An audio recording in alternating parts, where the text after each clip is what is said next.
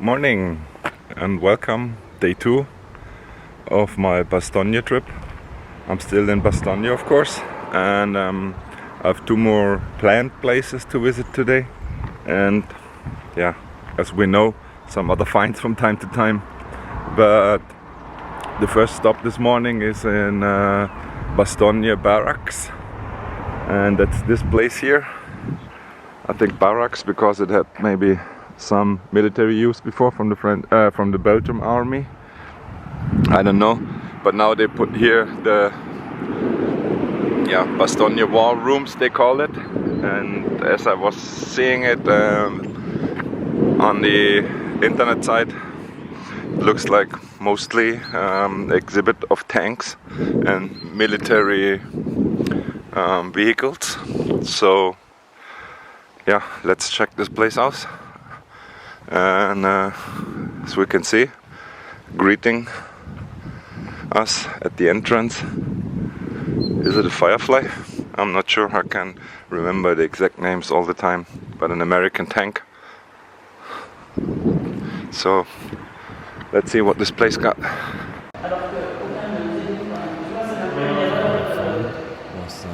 another new museum, and you easily find this out by the modern style.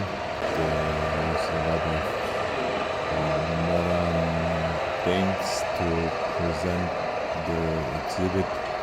They have different kind of showcasing stuff. And this museum specifically concentrates on the topic of the Battle of the Bulge in Bastogne. And it also starts with the beginning. What was the situation in winter 44? And you see already from the get-go they use modern materials. They have a lot of interactive maps. You can interact with a lot of monitors. And you see Bastogne, what the museum is at the moment. And then you have these maps showing in detail what's happening all around Bastogne. Then the different situation where which army and different fighting groups were going through. There you see the strengths of the German army against them, what the Americans had there in the area.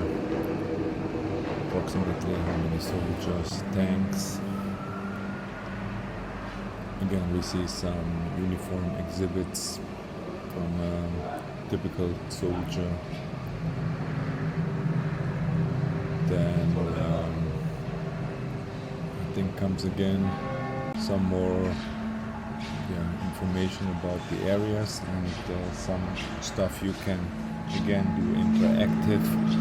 You have again this big map, you have like a scanner camera pointing out several areas of the battlefield, and it gives you then certain informations about it. While we are going on the footsteps of Easy Company, Boy Jacques was interesting because Easy Company was there. That's where we've been yesterday, in the woods, in the trenches, and the foxholes we've seen there. But also a lot of stuff was happening all around there. Easy Company was not alone. There was a lot of fighting going on. And we see how the fighting took place over several days. Winter, you can see it there, a lot of snow also. Like I said, a lot of interactive tables there, as well as then some exhibit parts from the guys there, different phases. You saw that you can choose your language from, so there are 4 languages there to choose from, so everybody can find them. There's another interactive stuff. You have objects there you can touch, and it gives you some stories behind. Some German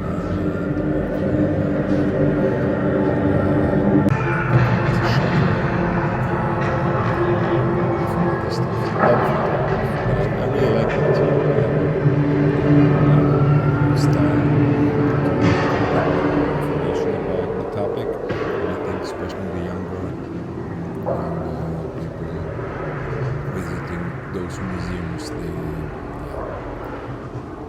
they get more information for themselves, because it's more their style, how we grow up, how they grow up, and so it's maybe more interesting for them.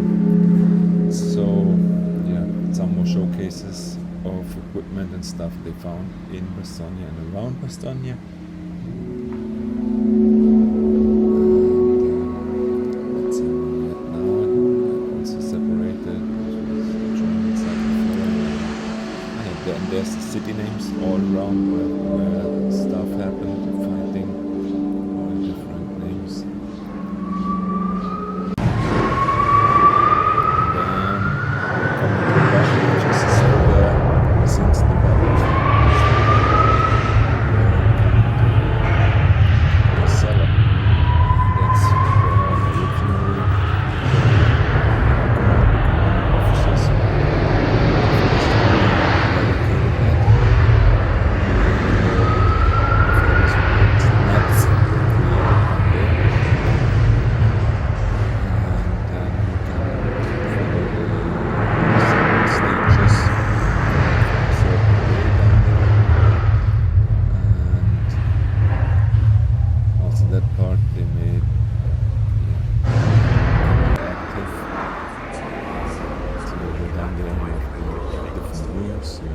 video installation,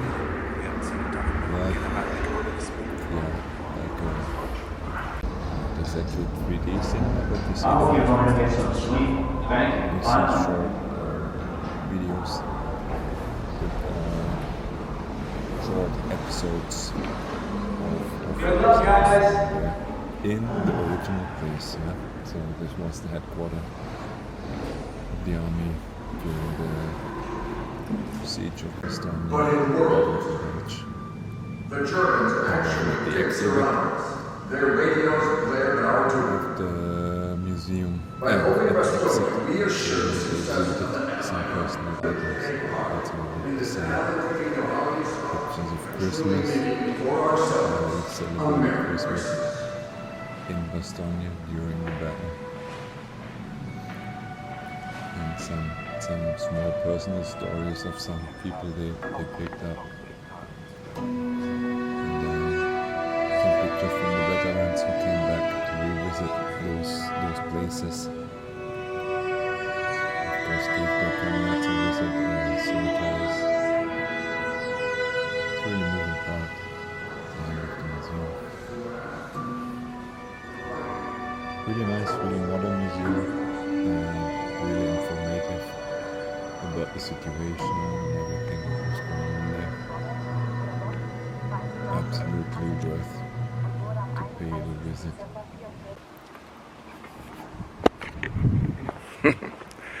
Again, like always, I'm a little bit wrong, or I just didn't see it right on the maps. And well, this is Bastogne Barracks.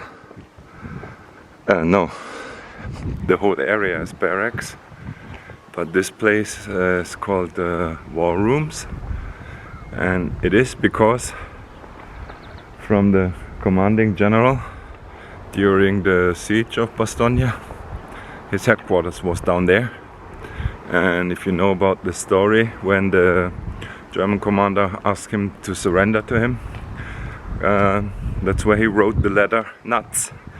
You saw the pictures from inside already, so it's a really nice animated museum, picking up some details from the battle that happened around Bastogne and also from the Battle of the Bulge. So it's really interesting. It's a modern kind of style, but that's Bastogne War Rooms, and this whole area is Bastogne Barracks. So now I need to check out where the part with the tanks is. So we have this, and I'm missing the sign where it's going to the part with the tanks, but we'll find it. Okay, it's not totally my fault. It's tricky mate, clever mate. You're coming down the road from Bastogne here, and your maps will show you that Bastogne Barracks is here, but you see this sign, War Rooms, for the parking lot, you go into the parking lot and then you're wandering. But what this sign occupies is this sign. Parking down there. Oh, that's nice. So you can see it's probably the same entrance during the battle. And you see the shape of this building and the windows and everything. And as you can see, it's still there. Okay, so parking just down the road there. Let's get there. Entrance of the barracks, as we can see. They have workshops here. They have things going on. And it seems to me it's quite a large area with plenty of exhibits. Already starting with stuff standing on the outside. Entrance was just right there. So we had a artillery gun there. And really heavy penetrated Sherman tank. We have a truck there. And another artillery there. Similar standing down there. Oh yeah, you can see.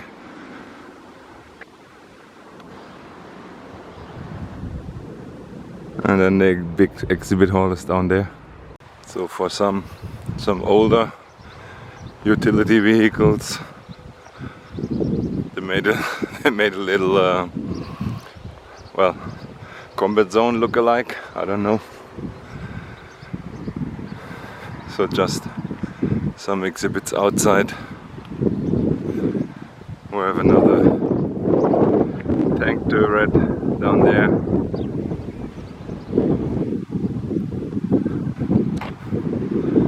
We have a little armored vehicle here.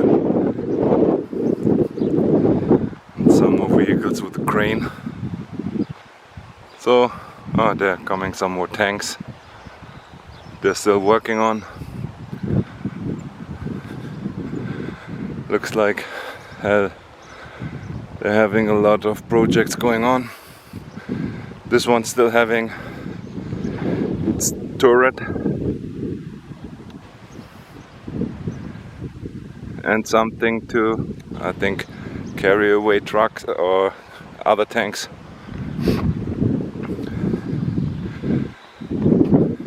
It's a Sherman one. I think this one is even driving. Not supposed to go for exhibits because it's also got a Belgium. Well, it probably is not a real car plate, but some sort. Okay, so we got up here again. We're having some pictures at places in front of still the original barracks. Well, as you can see there, they replaced the windows maybe more than once. Still interesting because of the historic grounds here.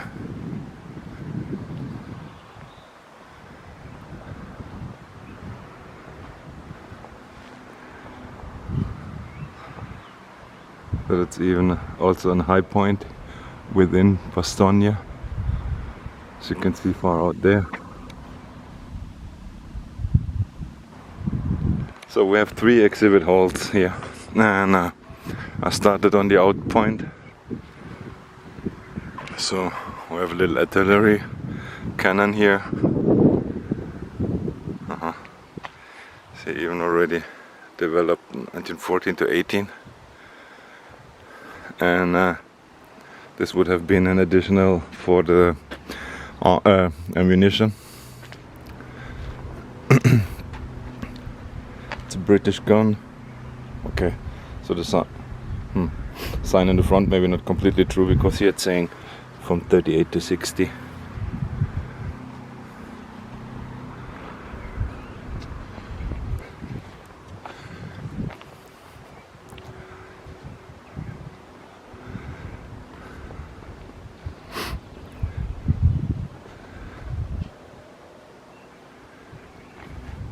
Again with the Belgium sign, not sure. Maybe you need to, well, tell to somebody you're having an active tanker, maybe 1914 to 18 standing there again. Maybe they happen to be on an exhibition or something. Sledgehammer missing.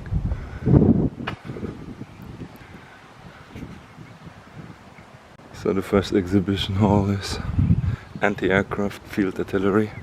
So not tanks. Tanks coming later on. So let's take a look.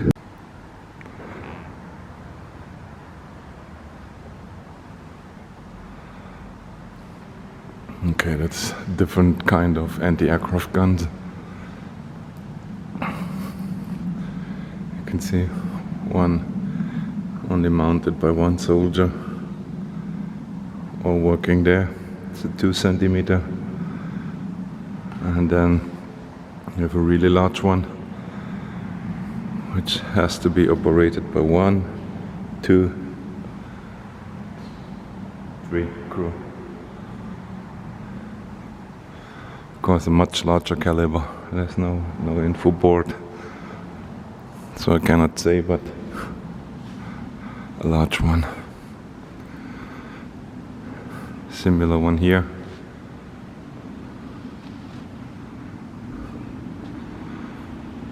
It's a 40 millimeter. Okay. Another 2 centimeter.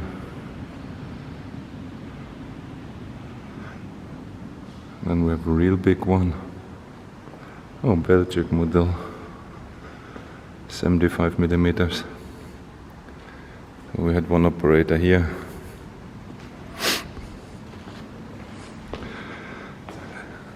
And that's where you put in ammunition.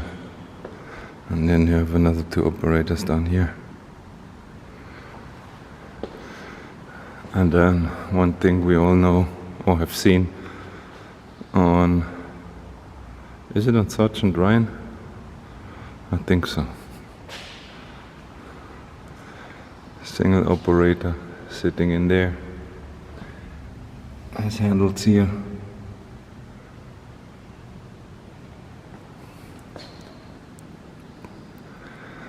Probably, I could guess, it's looking a little bit like, oh no, it's a 45, okay. Not a 30 caliber, oh, is it? 12.7 Browning, okay. Those are these huge searchlights. One more there. Not reassembled. American kind.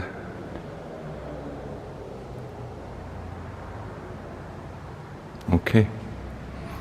And one not completely restored. Oh, it's a 45 millimeter anti-tank. Yeah. Anti-tank. Soviet model. Okay, nice. This was exhibit hall 1. In the back there, that's exhibit hall number 2. Just really quick, in front we have this tank. I would presume it's already a little bit more modern than World War II, or was the basic model World War II, and then they added additional stuff later on when they still used it. But this one, we know it's a British one.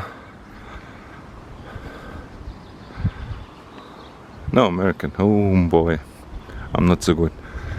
Did they build it for the British? I don't know. I thought this style I saw on the African campaigns. Maybe I'm wrong. Okay. So the big howitzer and a smaller one. So, and then let's enter exhibit hall number 2. Number 3 is in the back there. We take a look later. Let's get inside.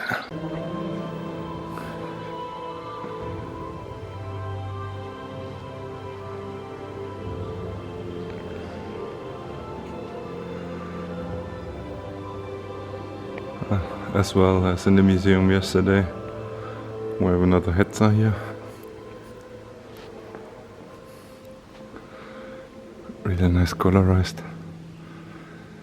Probably they captured a lot of them because every museum has one. And then let's see, this exhibit hall says it's not specially from Battle of Bulge. So let's see. It's a little Stewart tank.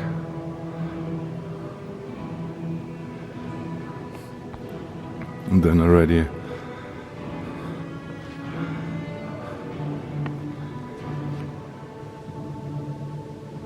see a picture there. First in Bastogne, Cobra King. They recreated it, or it's the original. I will read the information board in a second. And that's what I thought, you know. See the machine gun there. Looks the same like the one we saw in the anti-aircraft.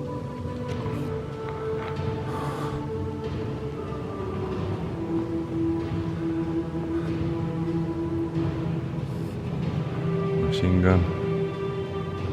Another machine gun.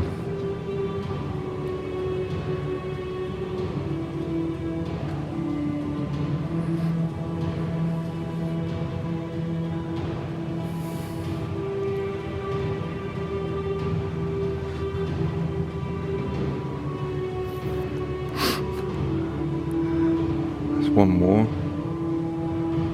It was a different gun, right?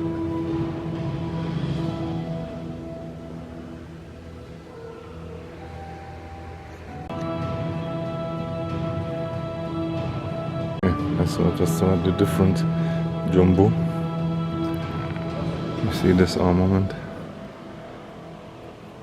like this on the sides, and if you look at the regular one, it's just like this. So this has extra front armament and side.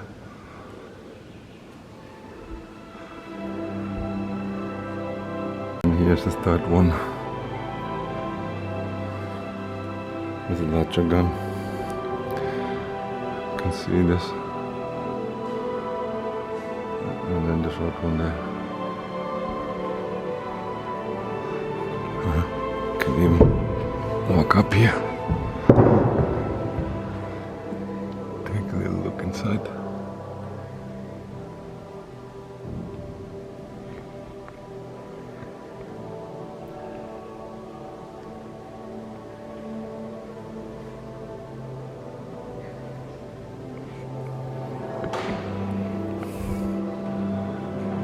Machine gun on top. We have a combination of this armored vehicle we saw outside empty, and they were built with the anti-aircraft gun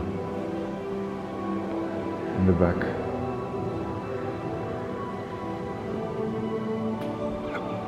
Okay. Nice exhibit. Ah, we got one more tank in the front. I'll show you in a minute. In between all these tanks, one flag, 85, 88. Everybody knows this 8.8. And the last tank here is the German one.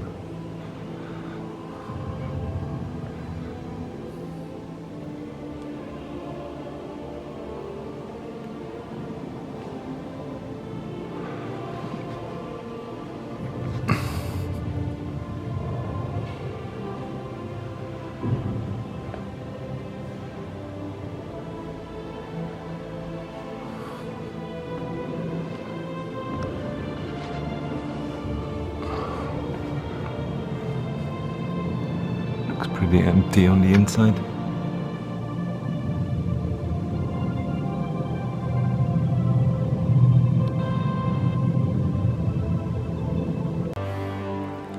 One more look from the side, but I guess still pretty empty.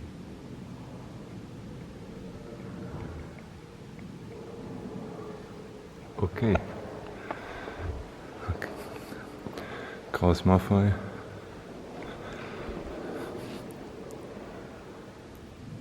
Also with the anti-air gun in the back. So that's it with exhibit hall number 2.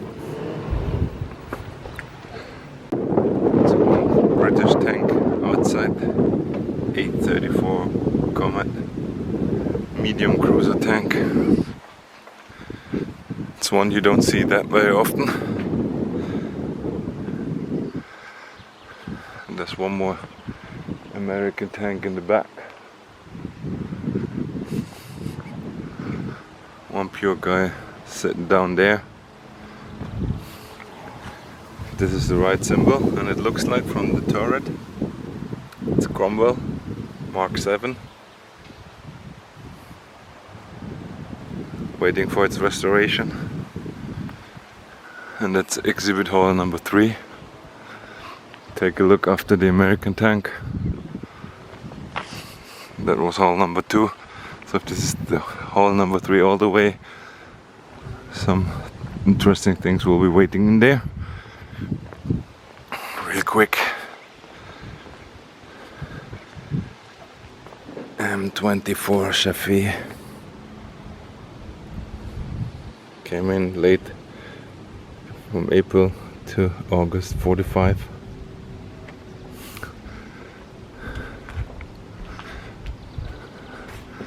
Not in the mint condition.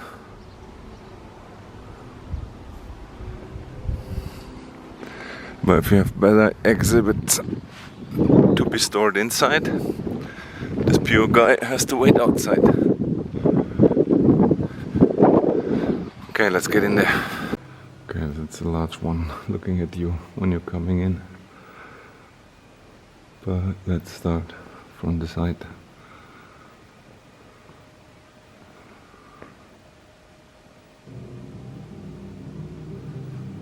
Again, this anti-aircraft. But this one, really tiny.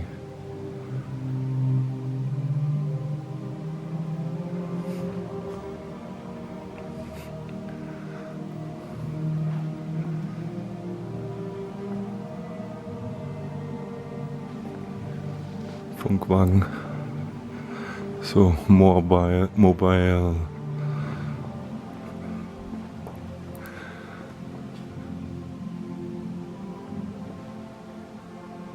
Not equipped. Unfortunately, there would be a lot of equipment down here for the radio, mobile radio station. You see how they would work inside there, even with an Enigma standing in the field. Because the radio data, so that's a part of the antenna.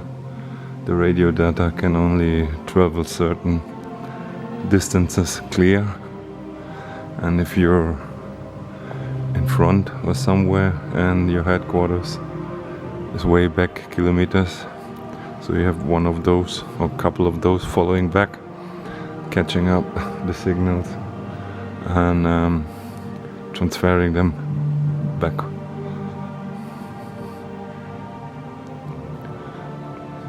Okay, so these are some vehicles from North Africa, from the war campaign there.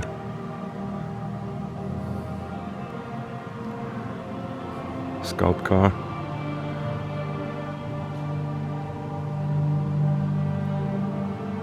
Oh, wow.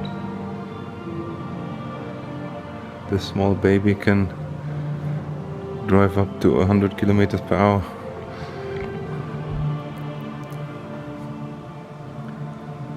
One seat there, driver there, one more seat down there.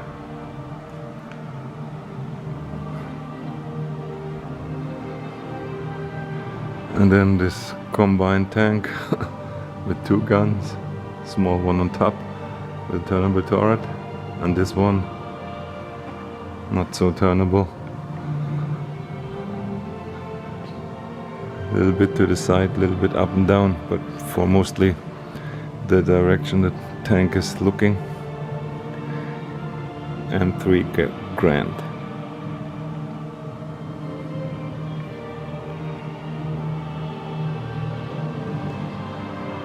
So we have an amphibious vehicle here.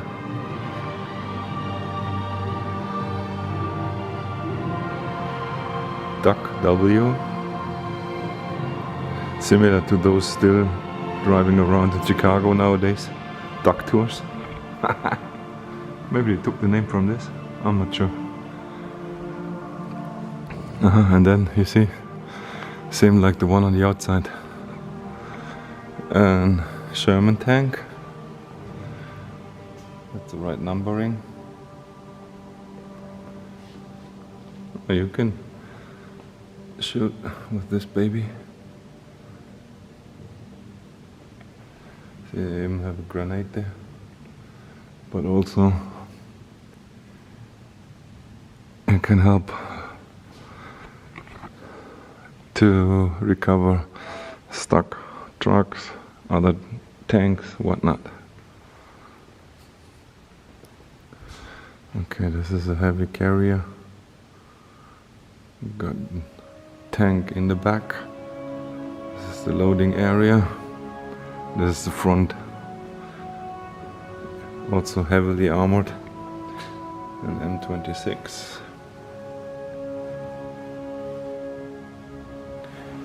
Weighing nearly 20 tons. But he was also armored with a Browning machine gun. Yeah, there's a turret there, so probably the machine gun was mounted there. And at least if you're getting close to the front lines, you were safe from gunfire coming in. Not much more. Nice piece. There's so much stuff here. So that's artillery gun. It's not a tank fighting gun. Canadian tank. And Sexton MK2. 6 personnel. Maybe it's open in the back. Was it? Nope. A top.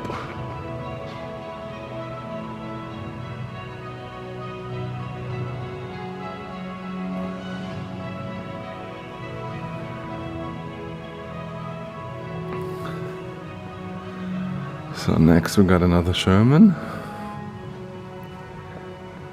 Another special one, Firefly.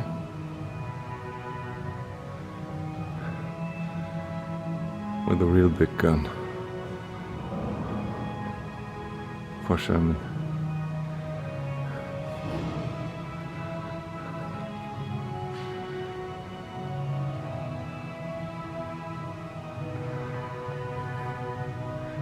Anti-tank gun. Some more anti-tank guns. Well, I skipped the troop transporter. With an open cabin. It's French anti-tank. German 5 centimeter anti-tank.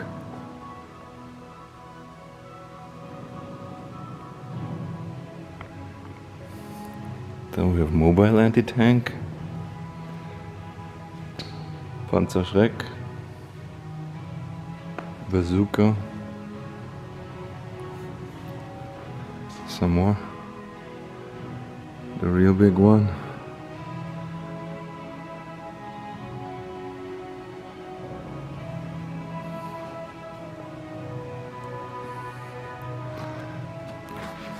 I have plenty of tanks in here. Cromwell MK8. I think that's one of those we saw in the Normandy. The one outside standing in the field. I think it was a Cromwell. I need to rewatch my own videos to remember it correctly. Nice exhibit. So many openings. Oh, nice. Driver's seat down there.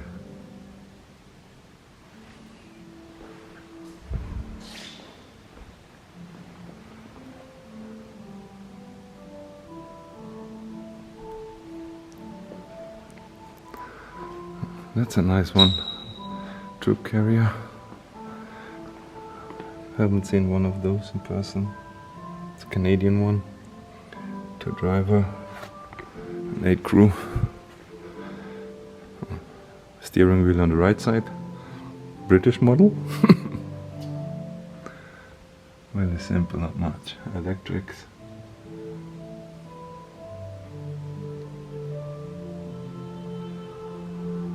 And the crew places.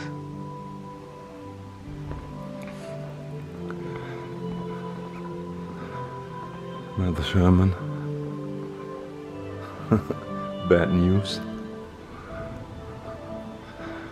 for the guys meeting with them. Not sure from the gun size, could be another Firefly. No, this is again a 76mm. Okay.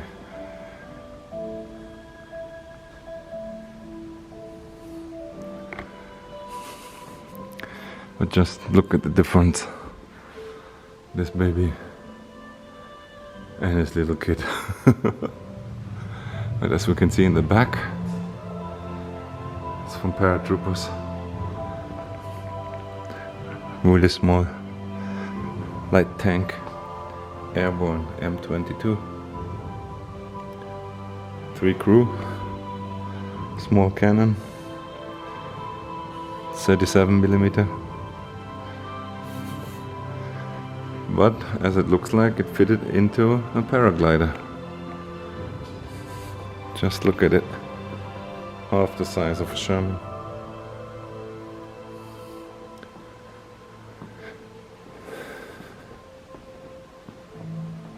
So, one more tank here. An M24.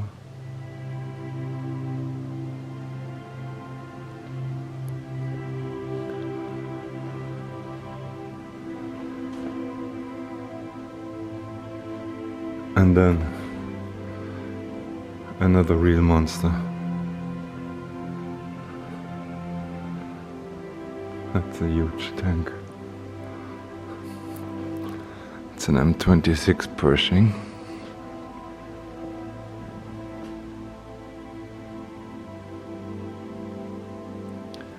A 90mm gun.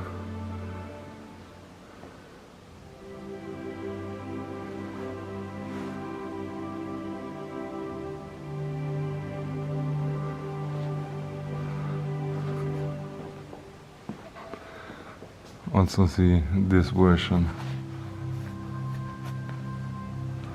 Wondering, this is mounted in the back. It's really correct. Can only shoot in the air. I'm not sure. Looks weird. Huh. I don't know. So, what else we got here? Oh, yes. Wait, from the other side. Stuff the infantry got. They tried to take out tanks. Anti-personnel mine. M2 demolition block. And this is C2. Not C4, C2. And this is the one.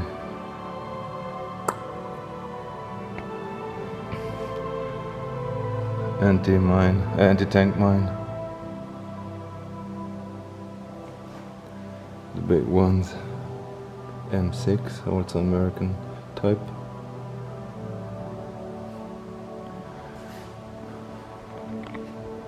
And then this is the anti-personal mine German model. And the anti-tank mines.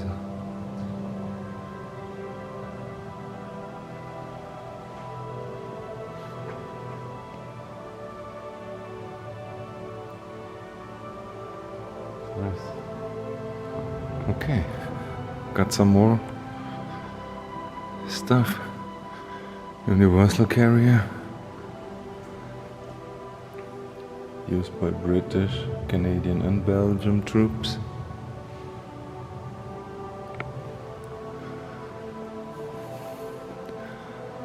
Again, right side driver. We have a gunner here. And then stuff and people you can put in the back. Ammunition.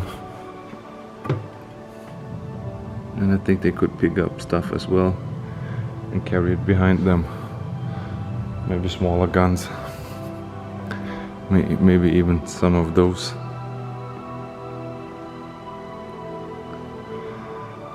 Another carrier.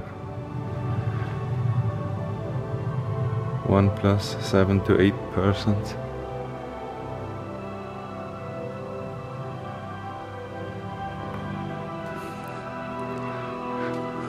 It's a British anti-tank.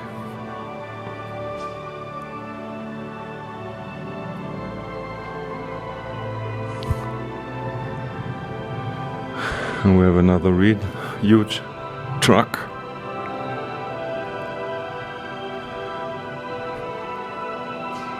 British.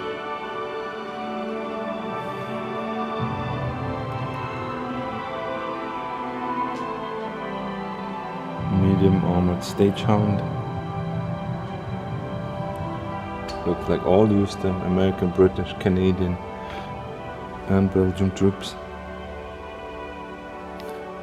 Also 37mm, that's the same gun like the aircraft tank. Rubber wheels, so similar to those from the African theater. Scout.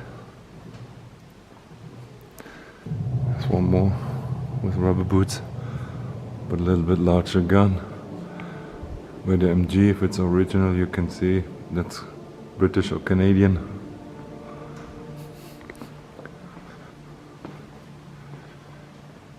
See? British.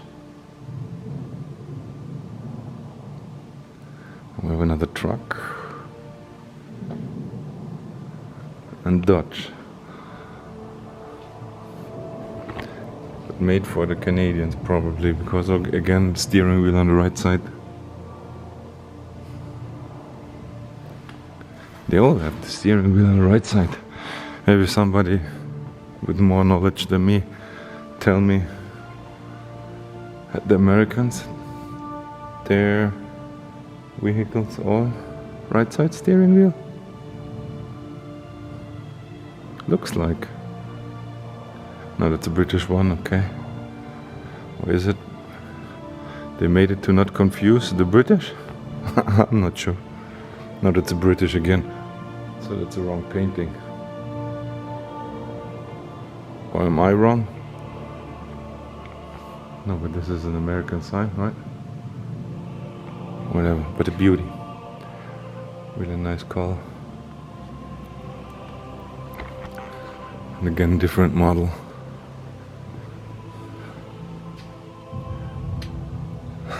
The motor gets the air from here. Can you see this? Passengers. It's nice, so many different models. I like it.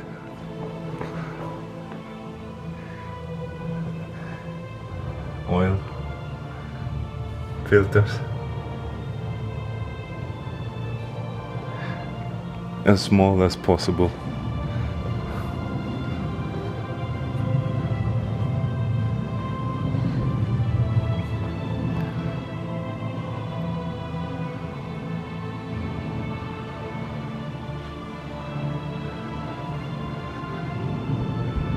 Maybe this was even Normandy or something like that.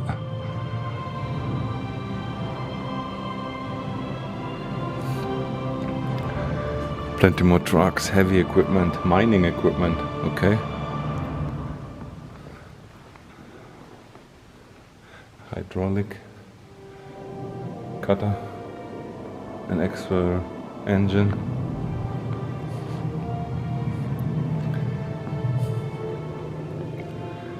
Bedford, excuse me, Bedford. There's another, it's a hydraulic chainsaw. Nice. Air compressor lever. Okay, that's, yeah. Very nice. And here again the half assembled Sherman tank on the back of this truck. Also with extra armament. Not completely, but some. And its turret on the side.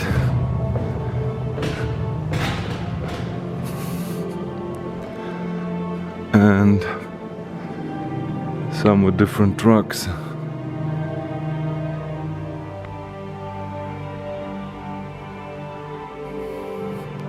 It's also a strong one, as you can see. You also got a part of a tank on the back.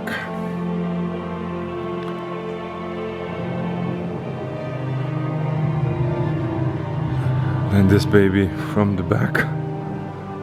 Oh, there's one more German tank. Sturmgeschütz 3.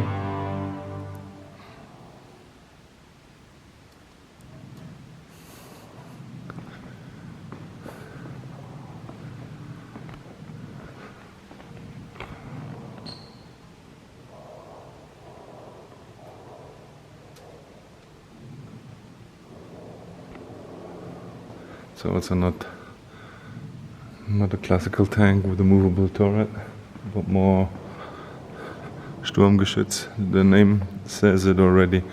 If you're going against, fortifications. So you bring them forward. They're protected in the front, and with a big gun, you can fight fortifications like MG nests and whatnot. The history about tank crews. Oh, there's some look into the mechanics working in the back. It's a Russian tank with a lot of openings.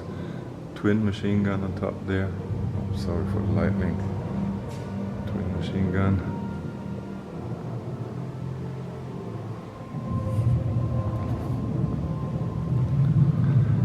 Sure, let's check out the name. ISO 152.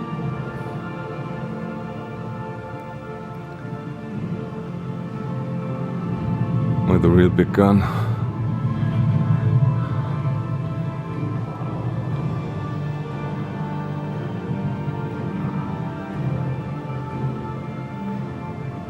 And then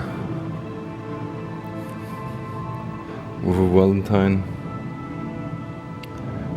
obviously given to the Soviets.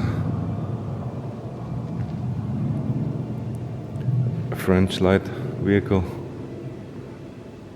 Renault. And there you can see the example from these light vehicles, and then you have the chance to add this. And then the last tank here in the exhibit hall already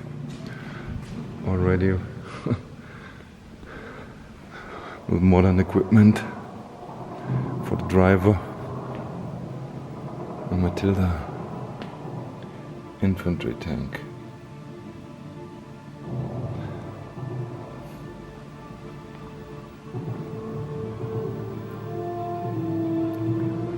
So that's it for exhibit hall number 3. Interesting. Well, not as impressive as the 3 Shermans in the other one, but still some three more interesting tanks in here, and this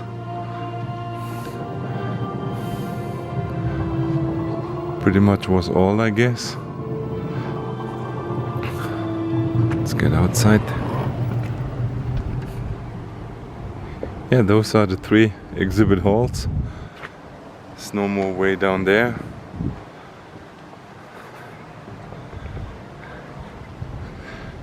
Bastogne Barracks, Tank Museum, some really nice exhibits. I think it's quite tricky to keep them nice and tidy, and of course occupying or hiring all this area costs some money, and well, as I can see down there, they're still having projects in the making. So I guess when you come back another time, they have some other exhibits to show. That's also nice. As you can see, they even have some turrets laying around. A British tank. Like I said, a little more modern tank. After World War II, I would presume. Quite sure this one as well. Yeah, well, nice exhibit, a lot to see, interesting. You don't see them everywhere. I was in Sinsheim before. They have a lot of tanks there, not especially only World War II, but of different time areas. It's interesting, but not as many as here. It's quite nice. And well, that's it from Bastogne Barracks. Two museums side by side. The war rooms also very interesting in an historical environment. The original barracks from back then, the basement from back then, and I have one more stop in Bastogne. They have a 101st Airborne Museum here. We pay a visit now, and that's it for Bastogne then. And then already we're leaving this area with two more stops for the Battle of the Bulge topic, and then we're heading for the Netherlands already. So see you at the next stop. Okay. They even made commercials back then. Let's check it out. Airborne Museum. Third museum for the day, and this is now a good example what I meant with the modern museum. I've been that morning, the Bastogne War Rooms, and the Easy Company Museum now within Bastogne. It's really old school. It's as interesting as the other one, I need to say, because well, they opened it way earlier, but just also has its charm. You see the old woodworks there, the showcases and with dust vitrines, and they also keep a lot of original objects. You saw some pattern original uniform hanging there.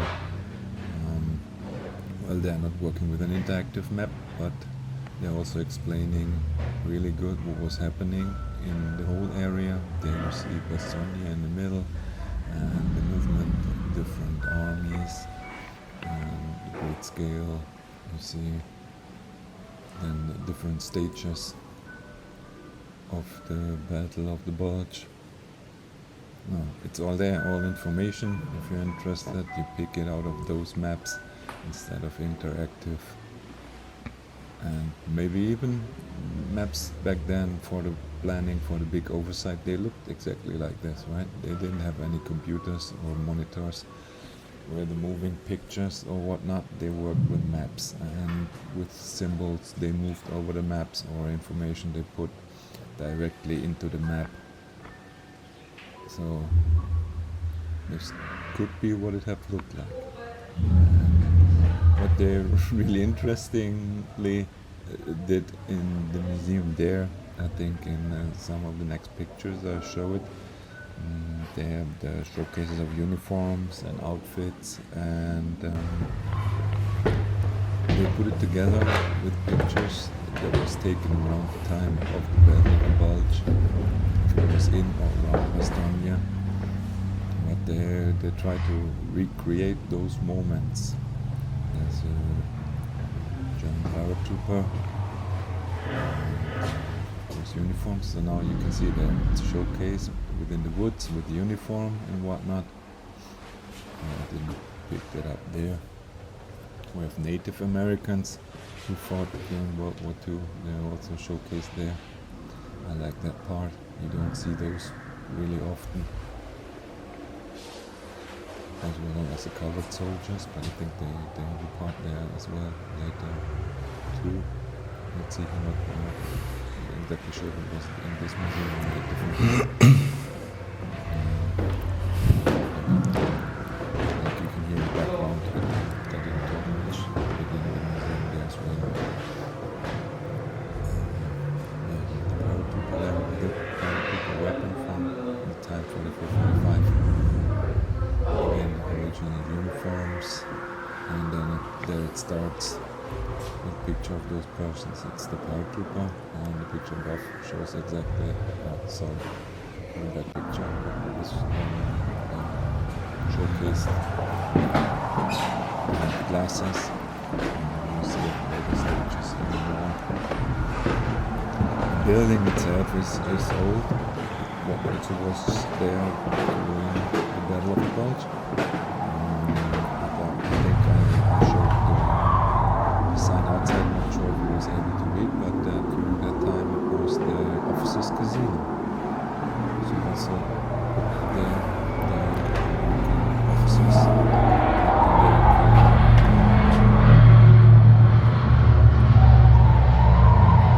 instead of interactive pictures. Showcasing the situation like it was. You can hear it playing some sounds in the background. It's a bar.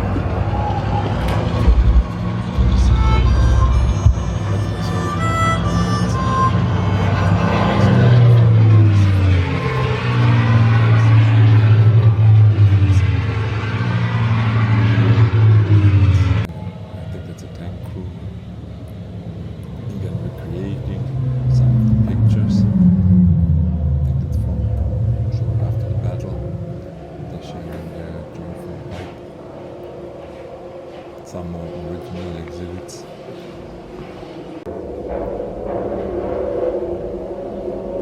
I'm recreating a picture of some situations. There was a picture of pathfinders going supplies brought in by airplane during the siege. I like it. It's an old school museum, but I'm also a little bit older, so I don't mind it. Really nice stuff to see. With Coca-Cola, I don't know if they still exist. Hershey bars, Orbit, Wrigley's. Some products were still new today. Pepsi Cola. There was also Coca-Cola. Hershey's bar. There's Coca-Cola in the background.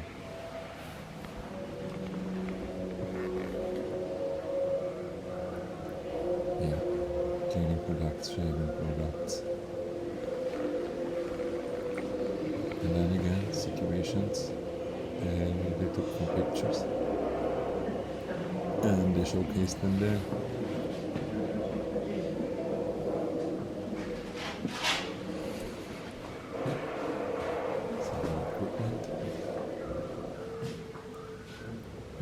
Food, dirty cherries, chewing gums, Kellogg's, whole wheat,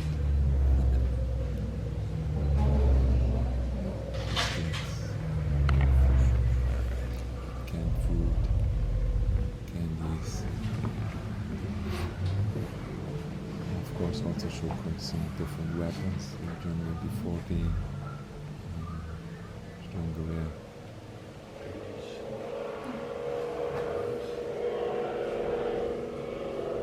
If it's American, there was a sniper rifle and pistols.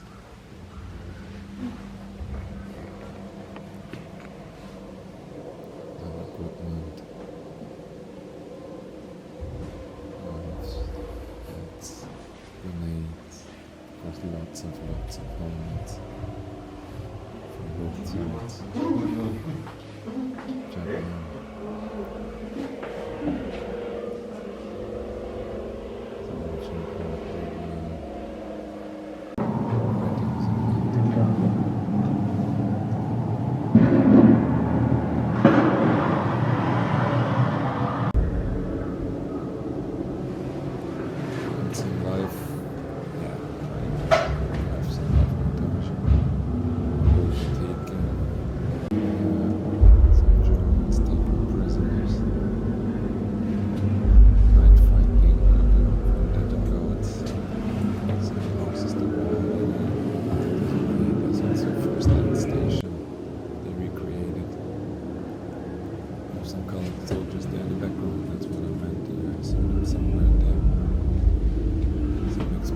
Things overshine, so you don't see them there. And then some original finds from within the fields, and you really can see they've been dug out years and years later. As they lost from soldiers fighting there.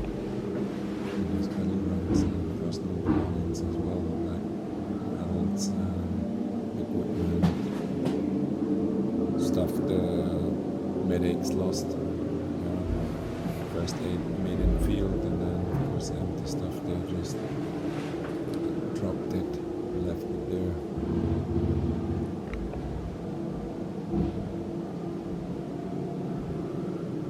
So you saw combs, scissors, all personal belongings, AD marks, MG42 rifle.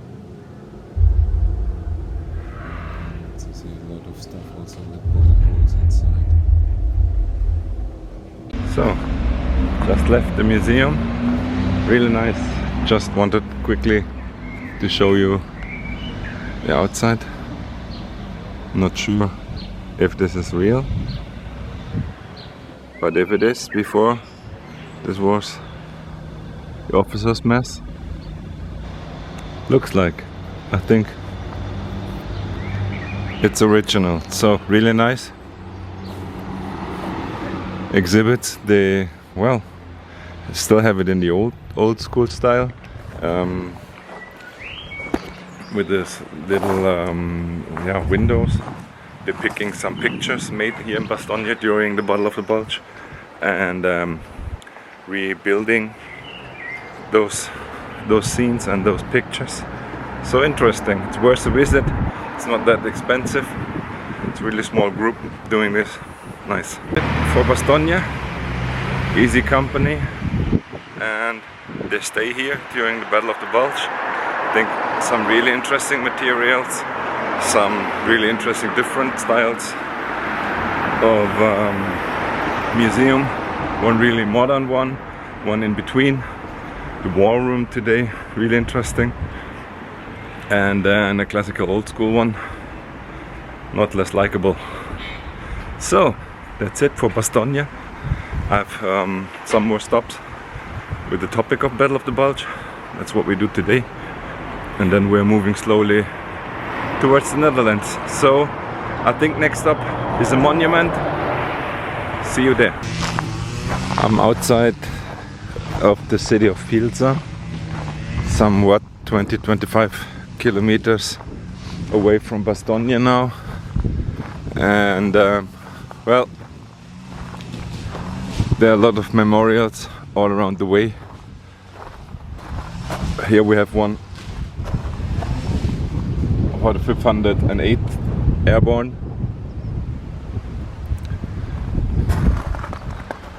from '94. with a little map, hard to see. And that's their deployment. Like I said, Field Sum is there. Bastogne is further away. 82nd Division. And I think they have a lot of those all over the bulge. As you can see, the topic similar for this region.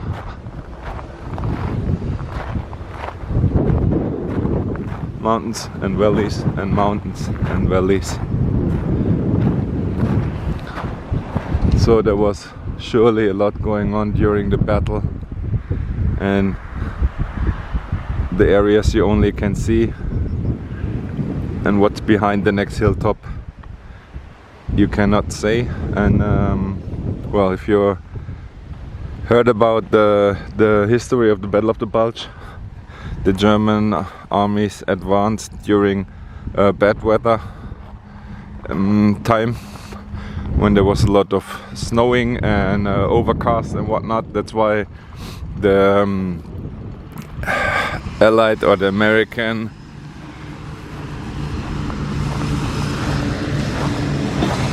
Air Force could not support, could not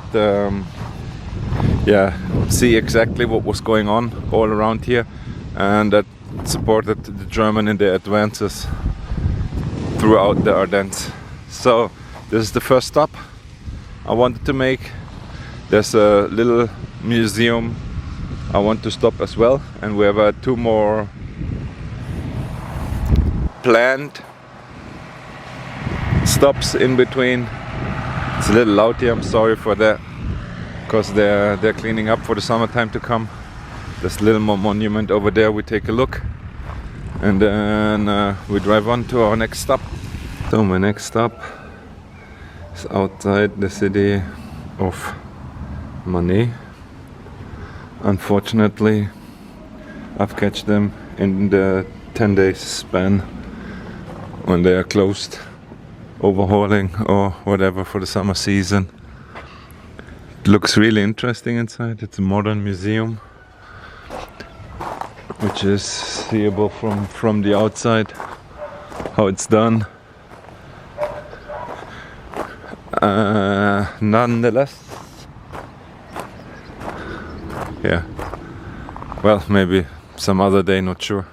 But 2 things. We have a monument over there I'll check out, and then I have a little surprise as well in a second.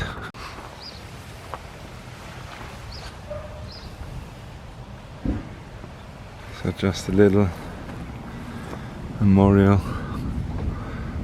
with some flags, nothing special, but that armored, and this one I cannot tell you from just seeing. Just right outside the museum. The museum, that's the road getting to it, and that's why I came here anyway. On the other side of the road we have this guy. That's a Panther tank, execution model G. Well, some say the Tiger tank, some say the Panther. 2 really tremendous tank weapons from Second World War. This is such a huge piece of steel armament.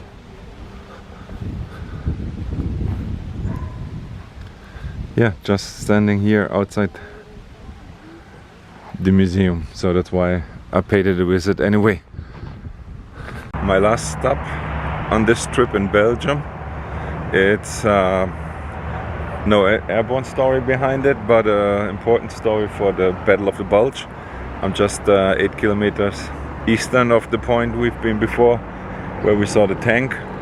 And okay, now I forgot the name. Parker's Crossroad, right? So as we can see, there's one major road coming up in here. There's 2 going down there, and there's one here. And this crossroads was an important position to hold for reinforcements, for resupplying. Well, as we can see, they're not yet prepared for this season here. We have some dedication stones with engravements dedicated to the soldiers who fought here. Armored Division, anti-aircraft and whatnot, Glider Infantry Regiment, 82nd Airborne. So it's airborne, right? Not 101st, but airborne. And Parker's Crossroads, right? But during the Battle of the Bulge from 16th of December until the 25th of January. And some French writing. And one artillery cannon. So, just one point that was important to the Battle of the Bulge. It's close to the highway where I go now to drive over to the Netherlands, picking up the 101st and Easy Company for the places of Market Garden. And yeah, I will grab some coffee over there for the way. One last look. That's it for Belgium from this trip. And I see you then in the Netherlands.